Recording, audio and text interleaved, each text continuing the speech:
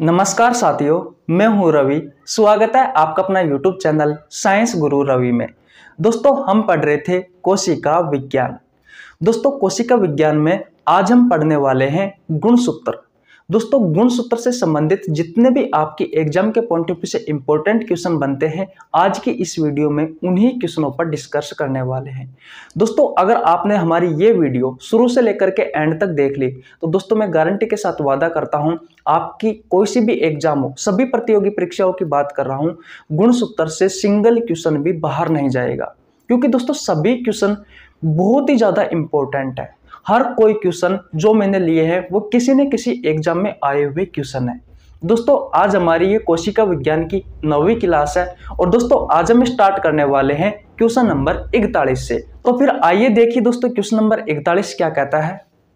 दोस्तों, question number 41 कहता है कि गुणसूत्र की खोज किसने की थी। ऑप्शन नंबर ए पुरकिंजे ने, ऑप्शन नंबर बी वेल्डेयर ने, ऑप्शन नंबर सी क्रेमर ने, option number D Robert brown ने। तो दोस्तों आपका जो राइट आंसर होगा वो होगा दोस्तों ऑप्शन नंबर ए पुरकिंजे ने दोस्तों गुणसूत्र की खोज की थी। अब देखिए दोस्तों, बात आती है कि भैया गुणसूत्र नाम किसने दिया। तो दोस्तों गुणसूत्र नाम दिया था गुणसूत्र नाम दिया था वेल्डेयर ने। किसने दिया था दोस्तों गुणसूत्र का नाम? वेल्डेयर नामक वैज्ञानिक ने दोस्तों गुणसूत्र का नाम दिया था। और गुणसूत्र की खोज किसने की थी दोस्तों? पुरकिंजे ने की थी। अब दोस्तों बात करते हैं हम कोशिका झिल्ली की, कि भैया कोशिका झिल्ली की खोज किसने की थी। कोशिका झिल्ली की खोज की थी दोस्तों क्रेमर नामक वैज्ञानिक ने। कोशिका झिल्ली की खोज किसने की थी दोस्तों? क्रेमर नामक वैज्ञानिक ने की थी। अगर दोस्तों मैं आपसे पूछूं कि भैया केंद्रक की खोज किसने की थी, तो दोस्तों केंद्रक की खोज की थी भैया रॉबर्ट ब्राउन ने। किसने की थी दोस्तों? रॉबर्ट ब्राउन ने की थी। अब देखिए दोस्तों, इससे संबंधित कुछ महत्वपूर्ण क्वेश्चन है, उनके बारे में हम चर्चा कर लेते हैं। सबसे पहले दोस्तों आपसे एक क्वेश्चन पूछा जाता है आपकी एग्जाम में कि भैया कोशिका विज्ञान का जनक कौन है। कोशिका विज्ञान का जनक कौन है? तो दोस्तों कोशिका विज्ञान का जनक कौन है? तो आप कहोगे भैया रॉबर्ट हुक है। कोशिका विज्ञान का जनक कौन है दोस्तों? रॉबर्ट हुक है। कोशिका विज्ञान का जनक कौन है दोस्तों? तो भैया कोशिका विज्ञान का जनक है रॉबर्ट हुक। इस रॉबर्ट हुक ने दोस्तों कोशिका भित्ति की भी खोज की थी। कोशिका भित्ति की भी खोज की थी। कोशिका भित्ति की खोज किसने की थी दोस्तों? तो भैया रॉबर्ट हुक ने की थी। इसने दोस्तों कोशिका की भी खोज की थी।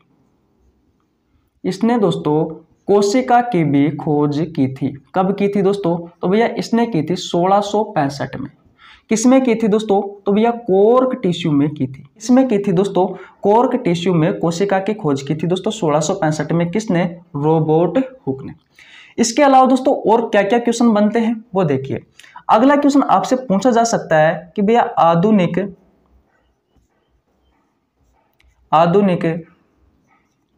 कोशिका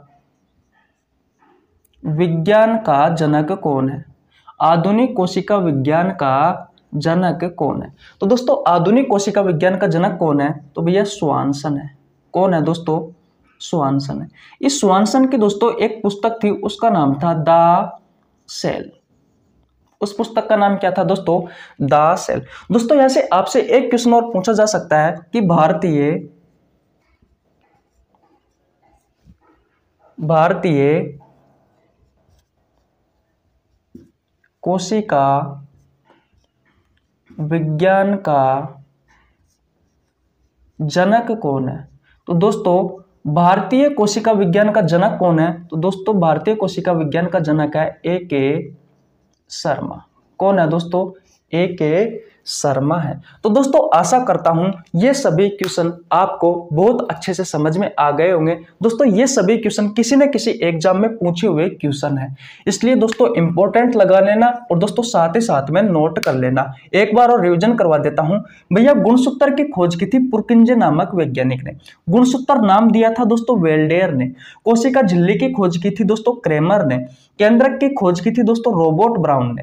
कोशिका विज्ञान का जनक दोस्तों रॉबर्ट हुक को कहा जाता है। इसी ही रॉबर्ट हुक ने दोस्तों कोशिका भित्ति की भी खोज की थी और इसी ही रॉबर्ट हुक ने दोस्तों कोशिका की खोज की थी 1665 में कोर्क टिश्यू में। और दोस्तों ये मृत कोशिका थी।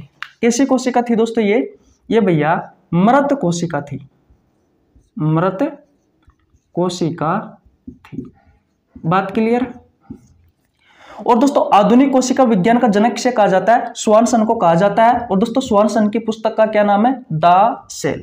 भारतीय कोशिका विज्ञान का जनक से कहा जाता है दोस्तों, भारतीय कोशिका विज्ञान का जनक कहा जाता है A.K. शर्मा को। तो दोस्तों आशा करता हूं ये सभी क्वेश्चन आपको बहुत अच्छे से याद हो गए होंगे। अब चलते हैं दोस्तों अगले क्वेश्चन की ओर।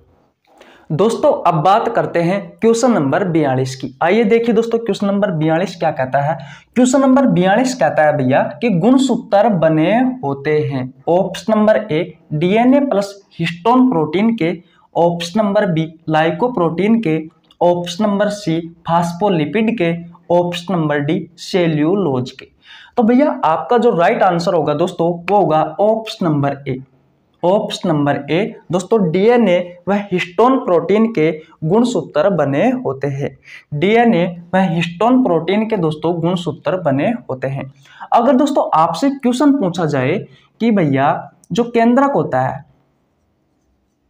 इस केंद्रक की जो झिल्ली होती है, केंद्रक की झिल्ली ये किसकी बनी हुई होती है? तो दोस्तों केंद्रक की झिल्ली बनी हुई होती है भैया लाइकोप्रोटीन की, या फिर दोस्तों मैं कह सकता हूं लिपोप्रोटीन की।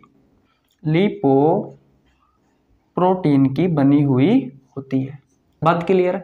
अगर दोस्तों आपसे क्वेश्चन पूछा जाए कि भैया कोशिका झिल्ली किसकी बनी हुई होती है, कोशिका झिल्ली किसकी बनी हुई होती है? तो दोस्तों कोशिका झिल्ली बनी हुई होती है फास्फोलिपिड की। किसकी बनी हुई होती है दोस्तों? फास्फोलिपिड की बनी हुई होती है। अगर दोस्तों आपसे क्वेश्चन पूछा जाए कि भैया कोशिका भित्ति किसकी बनी हुई होती है, कोशिका भित्ति किसकी बनी हुई होती है? तो दोस्तों कोशिका भित्ति बनी हुई होती है सेल्यूलोज की। किसकी बनी हुई होती है दोस्तों? सेल्यूलोज की बनी हुई होती है। दोस्तों अगर आपसे क्वेश्चन पूछा जाए कि भैया ये जो शैवाल होते हैं, जो शैवाल होते हैं, इन शैवाल की कोशिका भित्ति किसकी बनी हुई होती है? शैवालों की कोशिका भित्ति किसकी बनी हुई होती है? तो दोस्तों किसकी बनी हुई होती है? सेल्यूलोज की बनी हुई होती है। अगर दोस्तों आपसे क्वेश्चन पूछा जाए कि भैया जो कवक होते हैं, इस कवक की कोशिका भित्ति किसकी बनी हुई होती है? कवक की कोशिका भित्ति किसकी बनी हुई होती है? तो दोस्तों कवक की कोशिका भित्ति किसकी बनी हुई होती है? काइटिन की बनी हुई होती है। किसकी बनी हुई होती है दोस्तों? काइटिन की बनी हुई होती है। दोस्तों ये सेलुलोज आखिरकार है क्या? तो दोस्तों सेलुलोज एक प्रकार का पॉलीसेकेराइड कार्बोहाइड्रेट है। कार्बोहाइड्रेट है। अगर आपसे क्वेश्चन पूछा जाए कि सेलुलोज क्या है, तो दोस्तों सेलुलोज एक प्रकार का पॉलीसेकेराइड कार्बोहाइड्रेट है। अगर काइटिन की बात की जाए दोस्तों, तो काइटिन भी एक प्रकार का पॉलीसेकेराइड कार्बोहाइड्रेट है। तो दोस्तों आशा करता हूं ये सभी क्वेश्चन आपको बहुत अच्छे से समझ में आ गए होंगे। एक बार और रिवीजन करवाता हूं, अच्छे से ध्यान से देखना। दोस्तों गुणसूत्र बने होते हैं डीएनए प्लस हिस्टोन प्रोटीन के। डीएनए क्या है? डीऑक्सीराइबोन्यूक्लिक एसिड है, और साथ ही साथ में दोस्तों हिस्टोन प्रोटीन के बने हुए होते हैं। हिस्टोन क्या है? एक प्रकार की प्रोटीन है, जैसा कि आपको दिख रहा है। केंद्रक झिल्ली किसकी बनी हुई होती है दोस्तों? तो केंद्रक झिल्ली बनी हुई होती है दोस्तों लाइकोप्रोटीन की, या फिर दोस्तों हम कह सकते हैं कि लिपोप्रोटीन की बनी हुई होती है। अगर दोस्तों आपसे क्वेश्चन पूछा जाए कि भैया कोशिका झिल्ली किसकी बनी हुई होती है, तो दोस्तों कोशिका झिल्ली फास्फोलिपिड की बनी हुई होती है। बात क्लियर है? अगर दोस्तों आपसे क्वेश्चन पूछा जाए कि कोशिका भित्ति किसकी बनी हुई होती है, तो दोस्तों कोशिका भित्ति सेलुलोज की बनी हुई होती है। अगर दोस्तों आपसे क्वेश्चन पूछा जाए कि शैवालों की कोशिका भित्ति किसकी बनी हुई होती है, तो दोस्तों शैवालों की कोशिका भित्ति भी सेलुलोज की बनी हुई होती है। अगर दोस्तों आपसे क्वेश्चन पूछा जाए कि कवक की कोशिका भित्ति किसकी बनी हुई होती है, तो दोस्तों काइटिन की बनी हुई होती है। सेलुलोज और दोस्तों काइटिन दोनों ही दोस्तों एक प्रकार की पॉलीसेकेराइड कार्बोहाइड्रेट है। तो दोस्तों आशा करता हूं ये क्वेश्चन भी आपको बहुत अच्छे से समझ में आ गया होगा। अब चलते हैं दोस्तों अगले क्वेश्चन की ओर। अगले क्वेश्चन पर जाने से पहले दोस्तों मैं आपको बता दूं, अगर आपको हमारी वीडियो अच्छी लग रही तो वीडियो को लाइक कर देना, आपके छोटे भाई के लिए एक प्यारा सा कमेंट कर देना। अगर आप हमारे चैनल पर नए आए हो तो चैनल को सब्सक्राइब कर लेना, बेल आइकन को प्रेस कर लेना, जिससे आपके पास हमारी वीडियो का टाइम टू टाइम पहुंच सके। अब चलते हैं दोस्तों अगले क्वेश्चन की ओर। दोस्तों अब बात करते हैं क्वेश्चन नंबर 43 की। आइए देखिए दोस्तों क्वेश्चन नंबर 43 क्या कहता है। क्वेश्चन नंबर 43 कहता है कि मानव के शरीर में कितने जोड़ी गुणसूत्र पाए जाते हैं? ऑप्शन नंबर ए 23 जोड़ी, ऑप्शन नंबर बी 19 जोड़ी, ऑप्शन नंबर सी 21 जोड़ी, ऑप्शन नंबर डी 7 जोड़ी। भैया आपका जो राइट आंसर होगा दोस्तों वो होगा ऑप्शन नंबर ए 23 जोड़ी गुणसूत्र दोस्तों मानव के शरीर में पाए जाते हैं। बात क्लियर है दोस्तों? मैंने यहाँ पर वही ऑप्शन सेलेक्ट किए हैं जो दोस्तों आपकी एग्जाम के पॉइंट ऑफ व्यू से इंपॉर्टेंट है। दोस्तों अगर आपसे पूछे कि भैया बिल्ली में कितने जोड़ी गुणसूत्र पाए जाते हैं, तो दोस्तों बिल्ली में कितने जोड़ी गुणसूत्र पाए जाते हैं दोस्तों? 19 जोड़ी गुणसूत्र पाए जाते हैं। अगर दोस्तों आपसे पूछा जाए कि गेहूं में कि भैया गेहूं में कितने जोड़ी गुणसूत्र पाए जाते हैं दोस्तों, तो 21 जोड़ी गुणसूत्र पाए जाते हैं।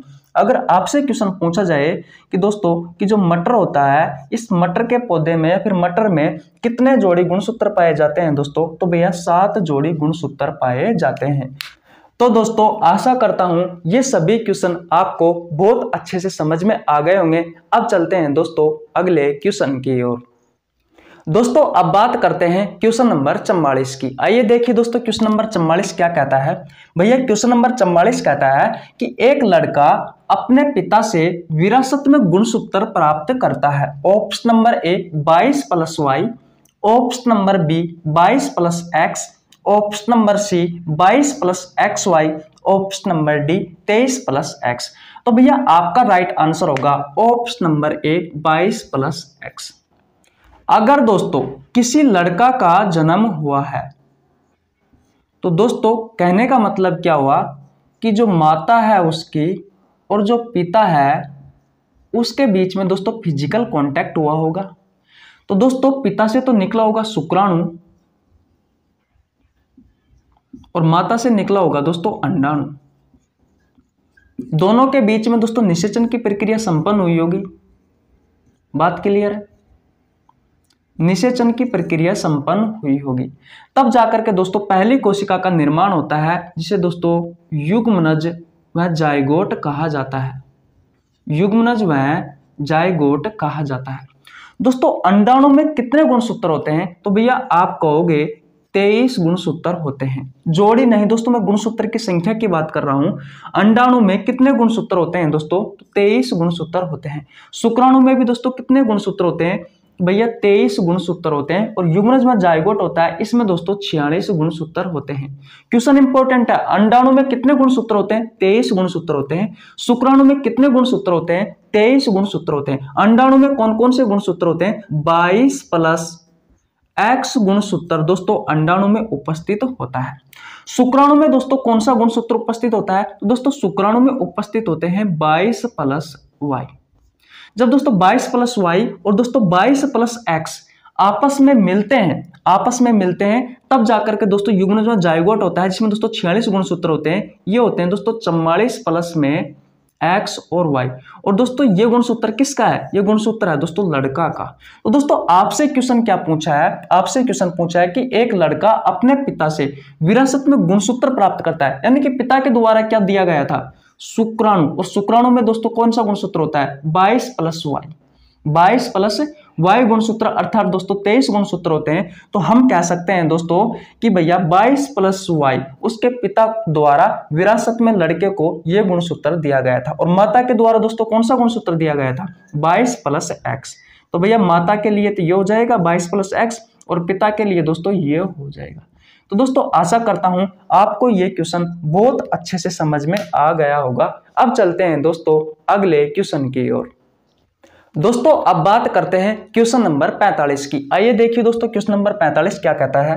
क्वेश्चन नंबर 45 कहता है दोस्तों कि एक मानव अंडाणु में गुणसूत्र की संख्या क्या है। Option number A 23, option number B 23, option number C 46, option number D 47।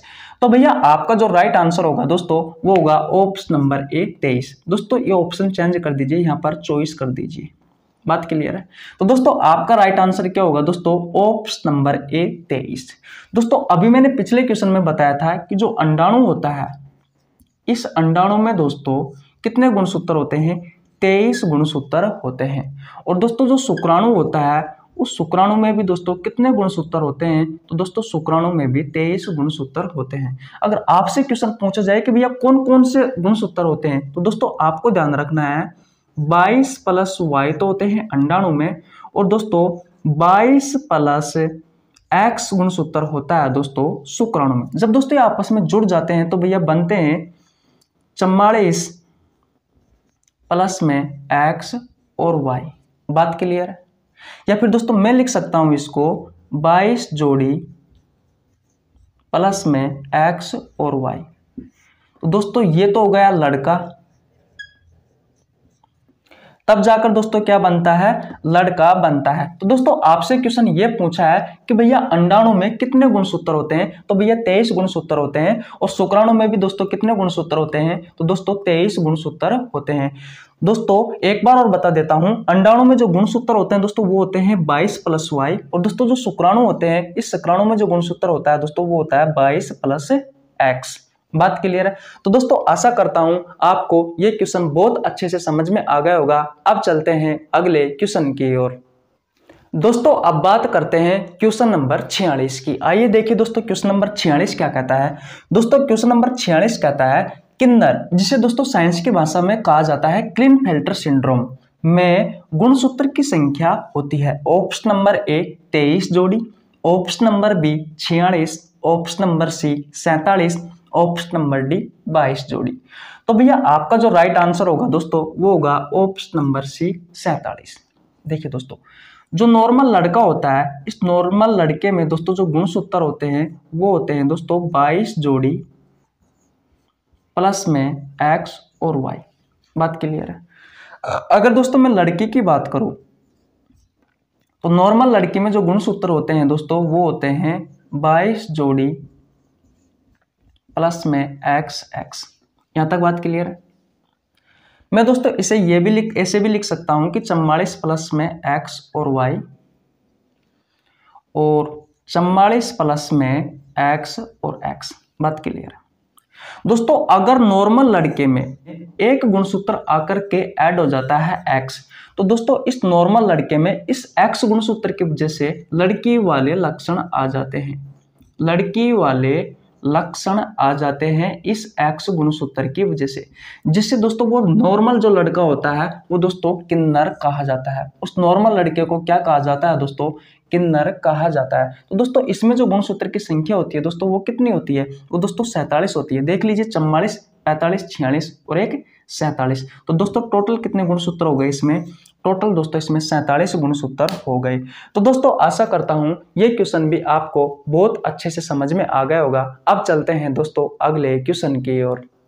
दोस्तों अब बात करते हैं क्वेश्चन नंबर 47 की, जो कि आज का हमारा अंतिम क्वेश्चन है। आइए देखिए दोस्तों क्वेश्चन नंबर 47 क्या कहता है।